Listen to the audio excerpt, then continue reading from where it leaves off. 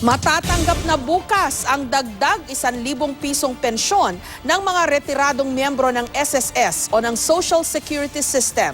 Mahigit 2 milyong pensioners umano ang makatatanggap ng dagdag pensyon. May report si Rafi Tima.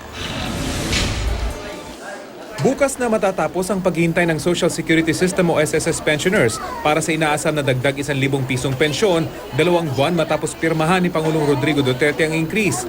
Retroactive daw ito pero hindi kayang ibigay ng isahan. Bukas po, matatanggap nila yung 1,000 additional benefit for January. Pagdating naman po ng isang linggo, March 10, yun naman po yung kanilang additional 1,000 for February. And then March 17 po, yung kanilang 1,000 for March. Mahigit 2 milyong pensioners umano ang makatatanggap ng dagdag pensyon. Sa kasalukuyan, 3,200 pesos ang kanilang average na natatanggap mula sa SSS. Ang pinakamababa, 1,200 piso lamang. Ngayon lang po nagkaroon ng increase na absolute na 1,000 po para sa lahat. Kasi po in the past, ang lagi pong ating pension increase by percentage. So parang 10%, 5%, ganun 20%. Si Lolo Piping, nauubos daw ang kasalukuyang 2,000 pensyon sa gamot pa lang. Malaking bagay daw ang dagdag na 1,000 piso. Kasi pag matanda ka na, kailangan mo ng gamot talaga eh.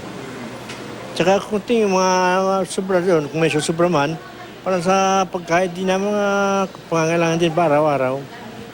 Maraming salamat sa kanila at nabigyan din kami ng pagkakataon na madagdagan yung aming pensyon. Si Mang Billy, maniniwala lang daw sa anunsyo kapag hawak na niya ang pera. Pag wala pa sa kamay, hindi pa ako naniniwala noon. Pero malaking bagay ho ba 1,000? Malaking bagay.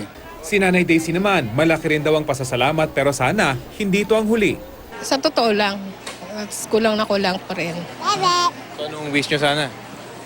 Mas higher. Dagdagan pa sana. Paalala naman ng SSS, kasabay ng pag-aproba noon ni Pangulong Duterte sa dagdag pensyon, ang anunsyong magkakaroon din ng dagdag kontribusyon. Hinihintay na lang umano ng SSS ang utos mula sa palasyo para sa inaasahang dagdag kontribusyon ng kanilang mga miyembro. Pero pagtitiyak ng ahensya, nag-iisip pa rin naman sila ng iba pang paraan para mapalago pa ang pera ng SSS. Rafi Tima, GMA News.